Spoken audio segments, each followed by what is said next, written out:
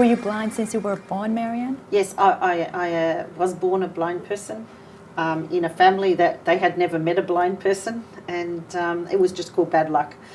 But unbeknownst to me, till I had my own children, I have a condition that was possible to pass to someone else. So one of my children is also blind. Was it very hard for you growing up? When I was growing up, I think I would say it was probably more difficult for my parents than me. They, they weren't sure how to raise a child who was blind. I went to a school for the blind when I was quite young. So I was fortunate in the way that I learnt a lot of good skills, Braille. I made lots of friends who were blind. So I had lots of peers and that. But what I didn't have was I didn't live at home with my family. I stayed at boarding school. I missed out in that regard. But I didn't think of myself as unlucky. I think I had a lot of learning to do. I had to work harder to do things. I did go to university. I was fortunate that I did well at school, went to university.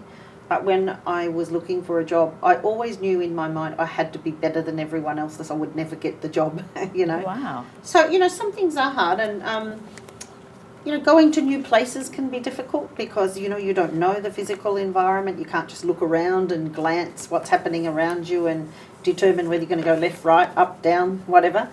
So that can be challenging, getting around alone. Technology has made a big difference for me. Access to information, of course, is key to everything. And, with the appropriate equipment and skills to use the equipment, I have been able to get a lot of information, and, that has made a huge difference to my life. How do you visualize places or people or even things around you? Probably don't visualize them. People who have been able to see in the past and then go blind tend to they may visualize a bit because they can remember. People who are blind don't, I don't think anyway, usually visualize. You kind of have in your mind, and when I think of a room or a building, I think of it as more how I got there and how I get out. I walked straight ahead and the door was on my right, or a learned thing, I guess, of instructions maybe. Like talking to me, do you tend to visualize me in your mind somehow, how I would look, or through my voice? I don't. It's your voice for me. I know that you're in front of me because your voice is coming from that direction. I know that you're a female by your voice. I know that you're young by your voice and friendly. So voice and sound provides an awful lot of information. But sometimes it's the environment of which you're in too. If it's a very noisy environment, it's very hard to everyone sounds the same, do you know? If there's very loud music and everyone's speaking in a loud voice, then I think that becomes a bit distracting. But we all have our different ways of understanding the environment or interacting with people. What I do would not necessarily be what everybody else does.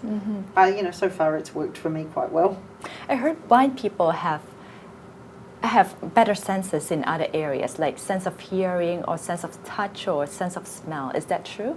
I don't know if they have better, but they use them more. I think that, if when you can see, I don't think you rely on any of those other senses. So you probably don't develop them or use them, rather than that ours are better. I think it's just ours are used more. So some of the things, if I was walking down the street, one of the things that might tell me where I am is the smell. I might smell that's a fruit and vegetable store, So that can be a guide to me where I am in the street. So if I hear a train go by, I might know I'm next to the train line. So what I think happens is that we use all those senses, where people who can see tend not to use them so much.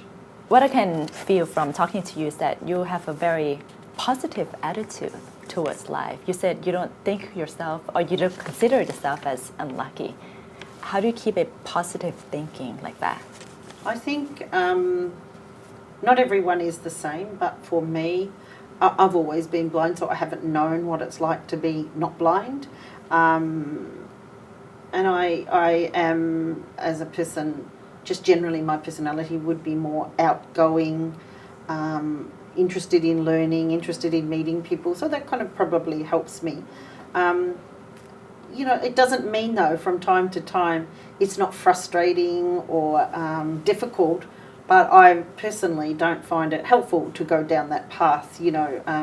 But I want to be upfront and say I know it's very difficult and more difficult for some people than me. And I first one to say, you know, I came from a family, and my parents, although they didn't know anything about blindness and never met anyone, they were very keen for me to do whatever my brothers and sisters did, and encouraged me to go to school and get as good education as I could. I think actually my parents thought if I got a good education I might find a husband. What would you want to tell other people? What would you want them to understand or know or learn about blind people?